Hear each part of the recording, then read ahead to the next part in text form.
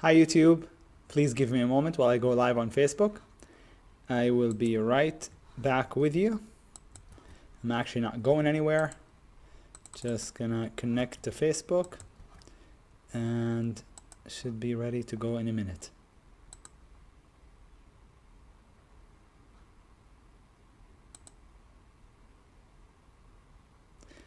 And I think we are live on Facebook. Hi everybody, welcome to tonight's video. I'm Sami Abu Saad, Director of Education at T3 Live. Hope you are doing well. Hope you are having a great weekend, staying safe and healthy. We're gonna go ahead and go over the market as I always do every weekend and give you my market update for next week.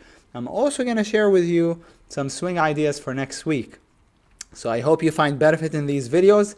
If you've been following me the last couple times I did this video, and you took some of the plays, boy, some of them more than doubled. So I hope you took advantage. But before I start, I always have to share with you this standard required disclaimer to let you know that trading is risky and that whatever we discuss today is for educational purposes only, not to be construed as investment advice. So make sure you agree to that before proceeding with this video. With that said, I am going to go ahead and turn on the charts and go over the market, and then we'll go over some swing ideas for next week. First, as always, the market, showing you the daily chart of the QQQ, which is the tracking ETF for the Nasdaq 100. You can also look at the SPY, same picture. SPY is weaker, but exact same picture. Actually, the SPY the last few days has been stronger than the Qs, but overall weaker. IWM is the weakest, didn't even reach the 20 MA, the blue line. Diamonds really weak also. USO is like, oh my god, disaster. That's oil, just made new all-time low on Friday, I guess. And then gold back up, impressive. GLD, how it shot back up above the 20 MA, so that's really bullish. You know, gold reminds me of a bit of Amazon, so let's talk about Amazon in a minute. Let me show you, let's first talk about the market. Doesn't matter whether you use the Qs, the SPY, doesn't really matter. It's exact same picture. So if you look at the SPY, which is the tracking ETF for the S&P 500, we see that there's a rally, and we're gonna have a sell setup if we trigger if we take out Friday's low, which is 251.05. Let's say 251. Let's say, to be on the safe side, let's say 249.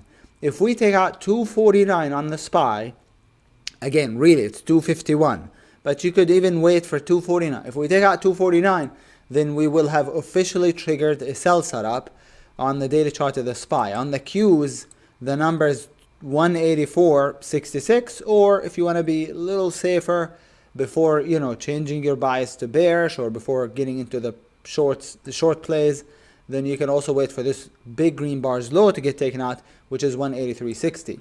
But we have a sell setup pattern. What's a sell setup pattern, you might wonder?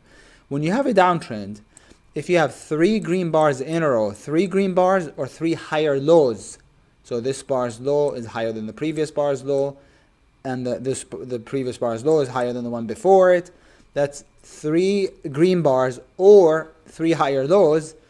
So in this case we have 3 higher lows, right? In fact, 4 higher lows. On the SPY, I think we actually have 3 green bars and 4 higher lows. If you have that and you have a downtrend, the moment the stock or the market takes out the prior bar's low, then you officially have a bearish pattern triggering. It's a sell setup pattern.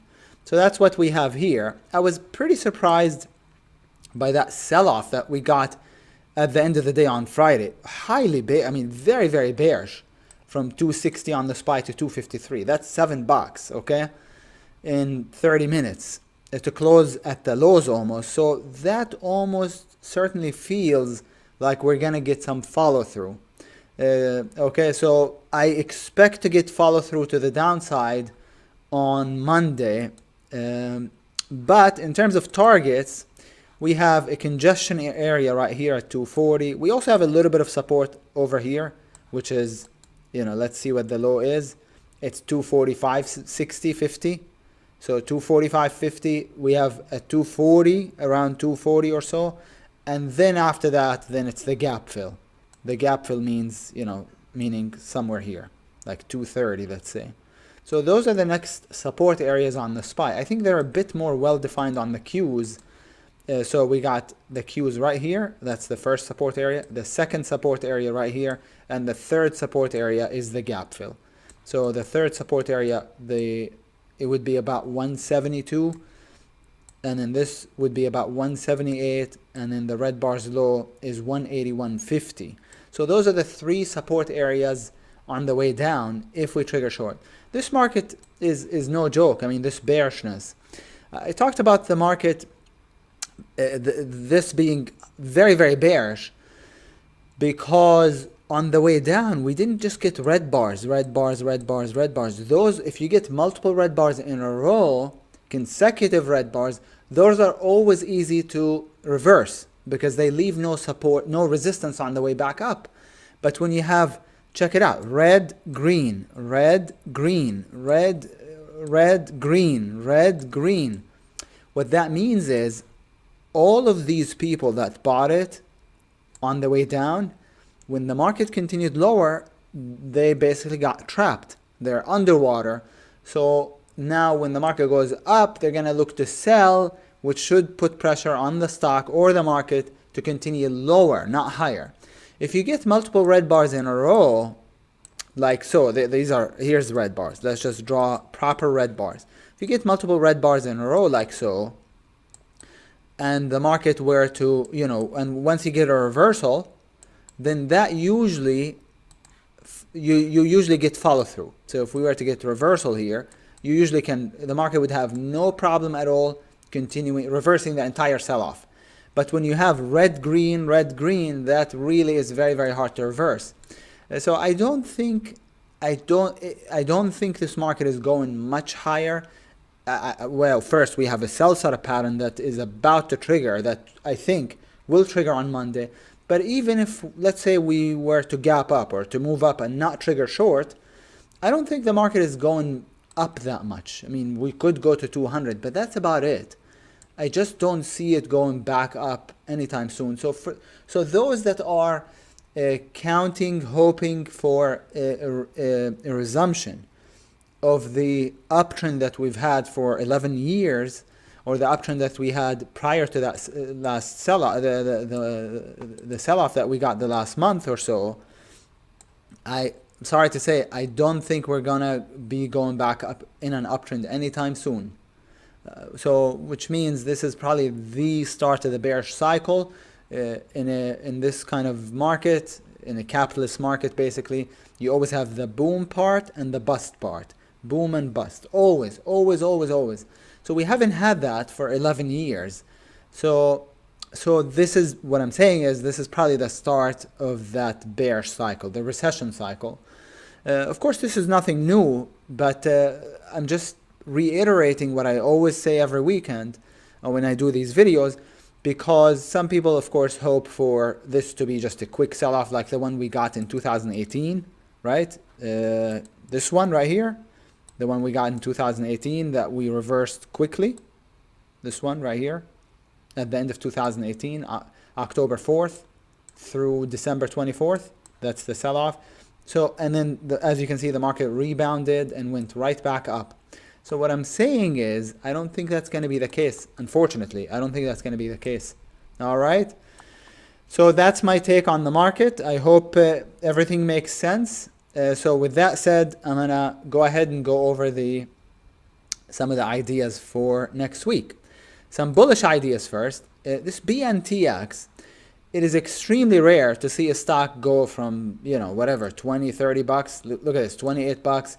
To $100, 105 in 3 days, in exactly 3 days, and then fall and then go back up and recover. It's extremely rare to see the stock go right back up after it collapses like this, but it does look higher a bit. It does look higher on the hourly chart as a base breakout right here. Stop under this bar's low. So you know, it's an idea. Long looks okay, I think. I am going to play some ideas long. If you're in the strategic swing trader, the newsletter for Monday is already basically published, it's already updated. If you want to log on to your T3 Live account, you'll see all the plays. You can feel free to go ahead and enter. Or wait for the newsletter to come out on Monday at 8 a.m. But I am going to play some long ideas, but BNTX is not one of them. So I'm just letting you know it's not one of them. Guild is extremely sloppy. I don't play sloppy stocks like this, but I've always had my eye on Guild for a number of years now, because Guild has been in a downtrend since 2015, basically, and notice how it's finally ending that downtrend on the monthly chart, starting to break out. So I like the Guild. Look at the volume it rallied on also. So I like the Guild only as a long-term play. If you're exclusively a swing trader and don't play long-term plays, then Guild is not something I would recommend, because again, it's not. This is too sloppy. For Guild, the entry would be over the red bar's high, or if you want to be safer, you could put it up here. Stop down here. Give it the room because it's a sloppy stock. But Guild is a long-term idea, long-term play only. GSX is a very, very special stock.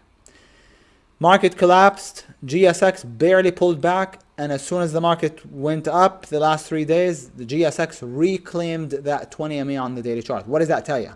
GSX is higher. So I really, really like GSX. I don't like the setup. I just like the bullishness on GSX. It's extraordinarily bullish. It's an extraordinary stock for sure. Over the base, stop right here or right here, whichever one you want.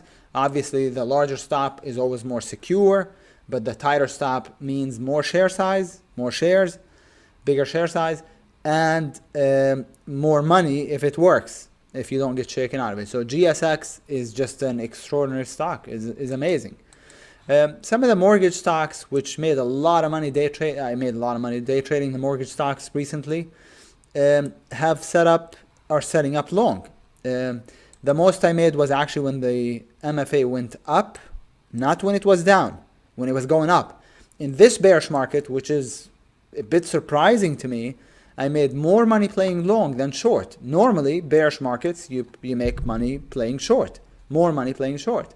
In this case, because of these huge rallies that we got every other day, those were the days that I made most of the money. So MFA, on this day when it went up, I made $20,000.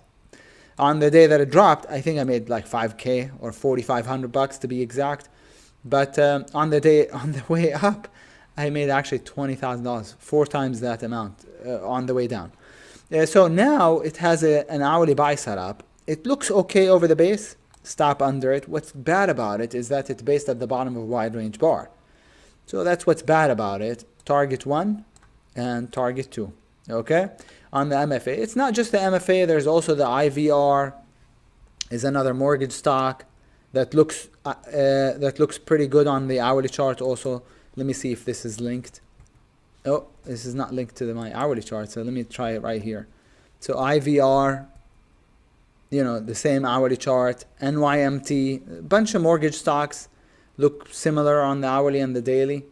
I like them higher. I don't love them, but I like them enough. MFA is the most liquid, and it looks just about the same as the other ones, slightly better maybe, so I'm going to go with the MFA.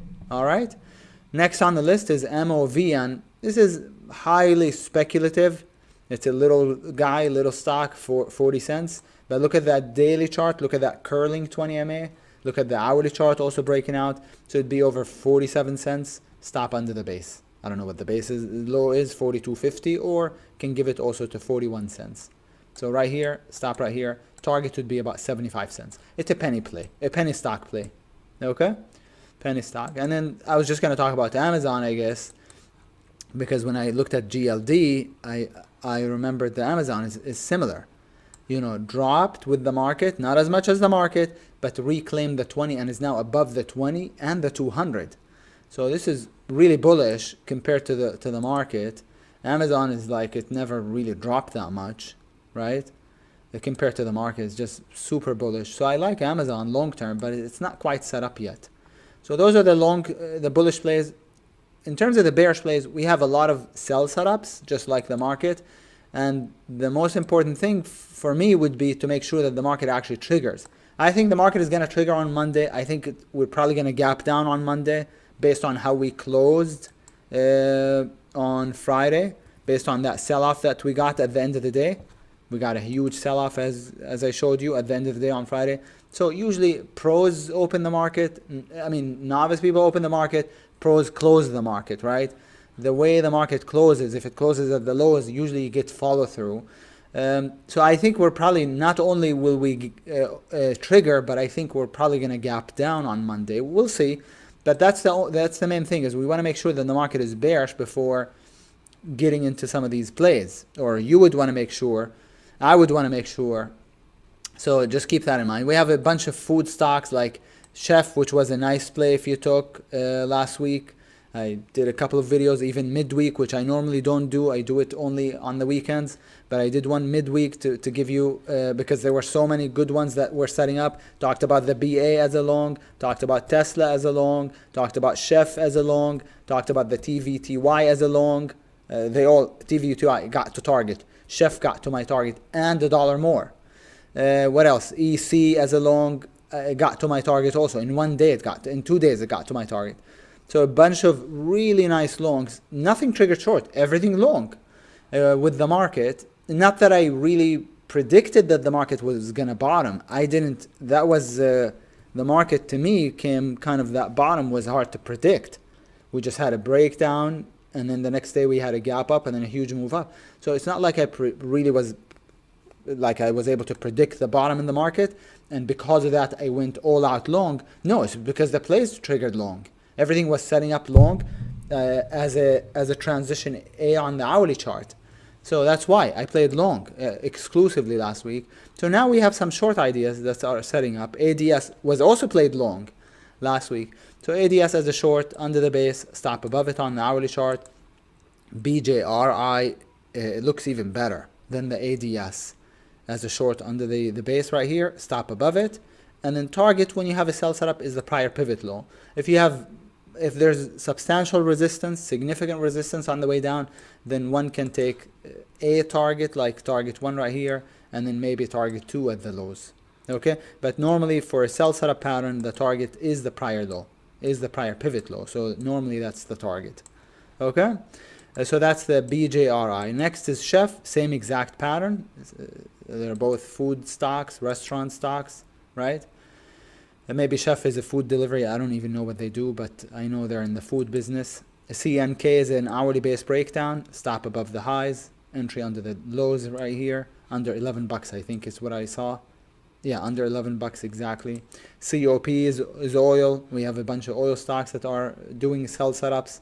So short under the red bar. Stop pretty much just above it. I wouldn't even give it all the way up here. I just put the stop above the red bar. DRH is cleaner than the rest of the ones that we talked about. I'm sorry, here's the DRH.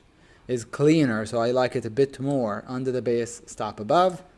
Daily sell setup, EPRT, same exact pattern. But EPRT is a bit stronger because, as you can see, it's riding that 20 MA. It's above it, whereas the DRH already broke under it.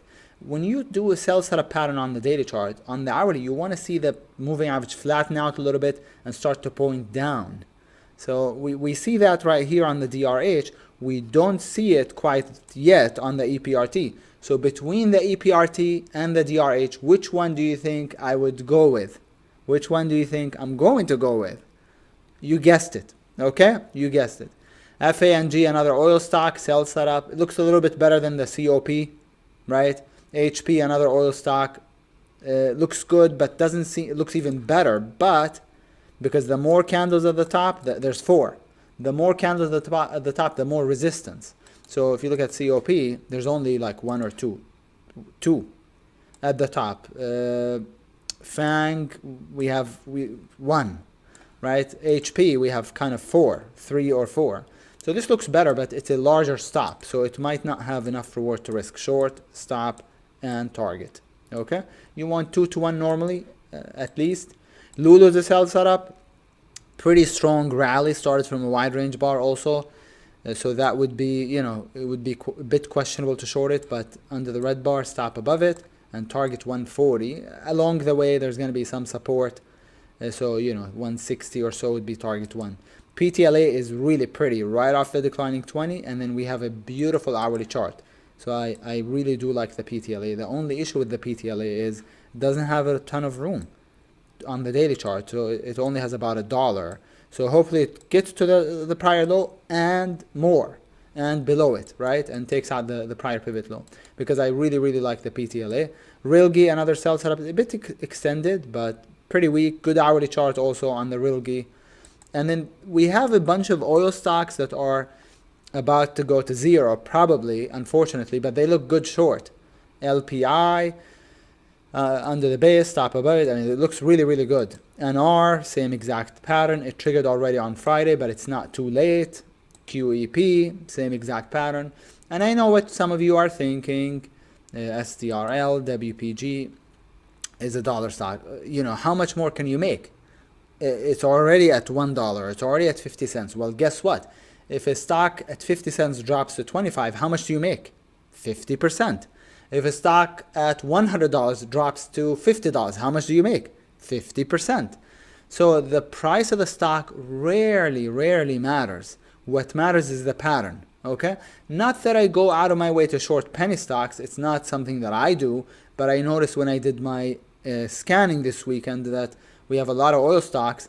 I saw one that are basing at the bottom, which look really lower. I saw one oil stock, I don't remember, I didn't save the ticker because it was already gone, that went from 60 cents to 9 cents today. On Friday, it closed at 9 cents. I don't remember the ticker, but I saw that it broke down on a base like this. It was at 60 cents, it closed at 9 cents. So how much would we have made if we had shorted the stock like that? 80%, is that right? Yeah, 80%, more than 80% actually. So you see what I mean? So I like these. I wouldn't play all of them, but I certainly like some of these penny stocks, okay? So lots of ideas, swing ideas short, a few long ideas for Monday. It's will be interesting to see what the market does next week. Based on the way we closed on Friday, we're probably going to continue lower, or we're going to open lower on Monday, or trigger at least short.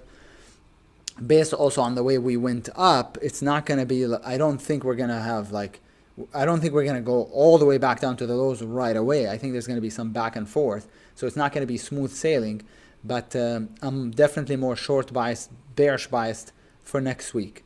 Okay? All right, guys and gals. Hope you enjoyed. It's getting dark in the background, I guess. I can tell because I just turned on the camera here.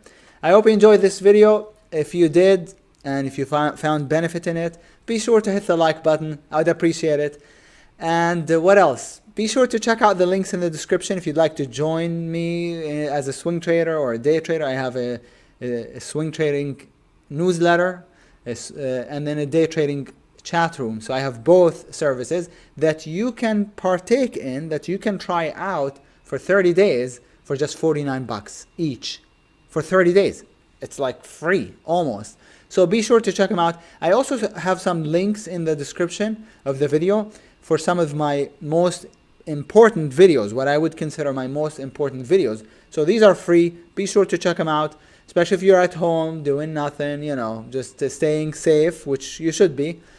Feel free to check those out in the description below. All right, guys and gals, have a great rest of your weekend, and I will talk to you next week. Take care and best of luck with your trading next week. Good night, everybody.